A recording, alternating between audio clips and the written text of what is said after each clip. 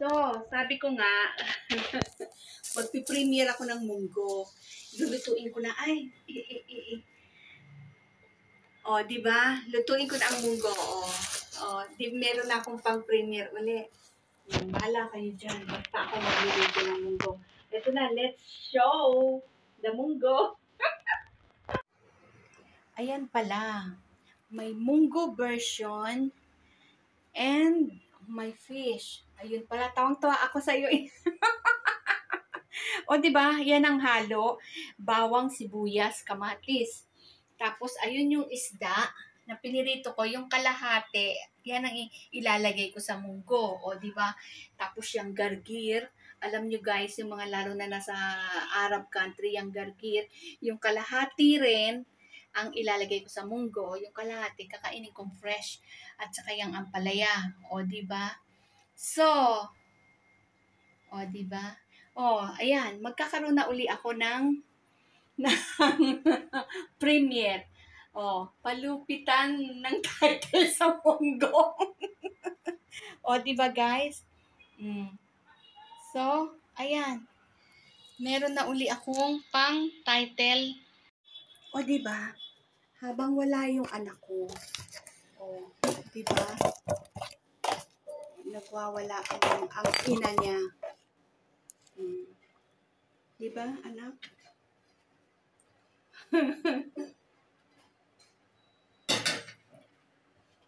Hello, guy, Alex. Just a minute, Alex, ha? Because I'm cooking munggo. Okay? Bawang. May sumamang kamatis. Di ba? Bawang.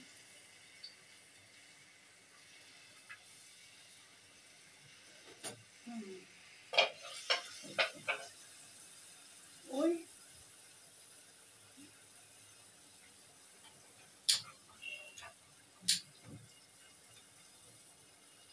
Hello, Alex. I'll give you showbiz wala tagay later. Alex, I'll give you I'll make you as a moderator, Alex, ha? Okay, Alex. So, you have a jacket now. Yan ang munggo. Ang way ng aking munggo. O, diba? Gusto ko talaga maraming bawang. At saka, alam niyo yun, sibuyas. Gusto ko maraming bawang. Saka sibuyas. O, diba? Ayan, sibuyas pa more. O, alam niyo guys, nagigisa na ako. Hindi nyo lang nakikita. Bahala ko. O, diba? Sibuyas at bawang. Sigarilyas at mani. O, diba? At saka meron pa. O, bahay kubo na.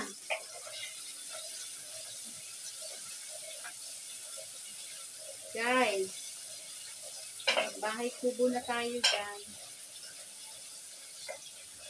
Ano to ha? Double purpose to ha? Double purpose. Ayan. Ang kamatis. O, diba?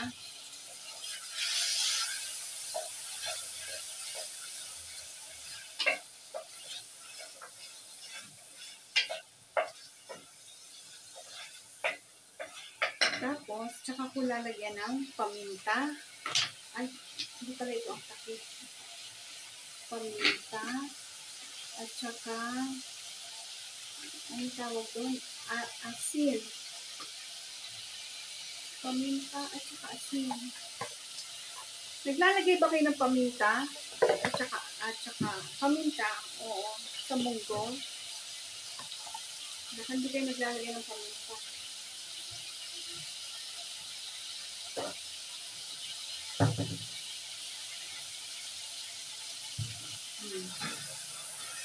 Ayan, guys.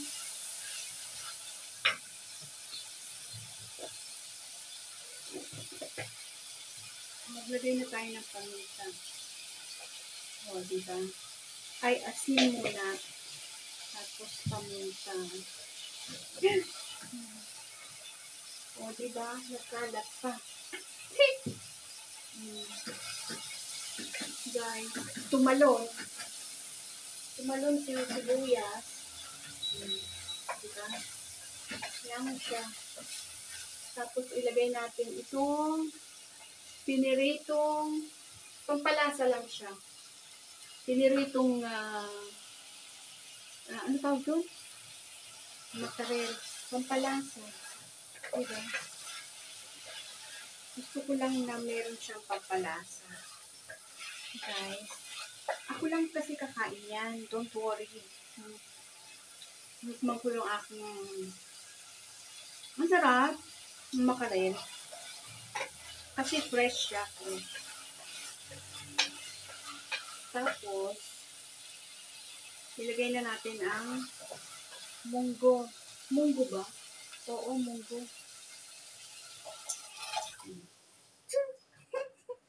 Yan ang aking way of luto. Bahala kayo, guys. Diba?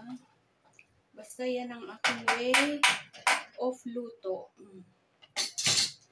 And then, ilagay na natin ang ampalaya para kumulo sila sabay-sabay. Tapos mamaya na yung gargir. Kasi ang gargir, malambot lang naman yan. So, yan ang importante. Diba? Yan ang importante sa lahat. So, takpan lang natin siya.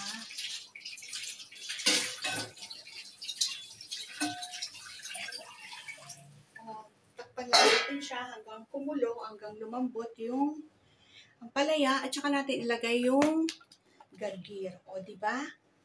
Enjoy, everybody, every all.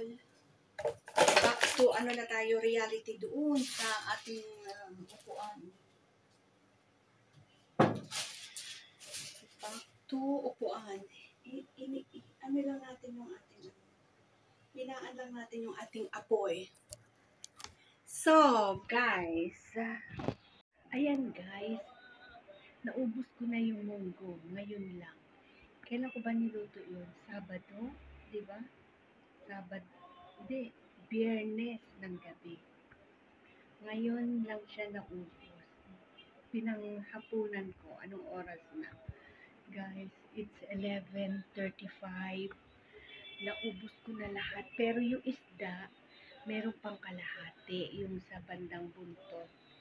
So, full tank na ako. Bukas naman, ang lulutuin ko yung chicken na hindi breast, yung leg.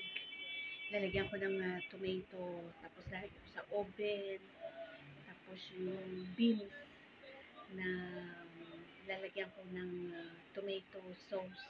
Yung fresh tomato, i-blend ko yun. Tapos ang sabaw nun yung chicken broth. So, yun na guys.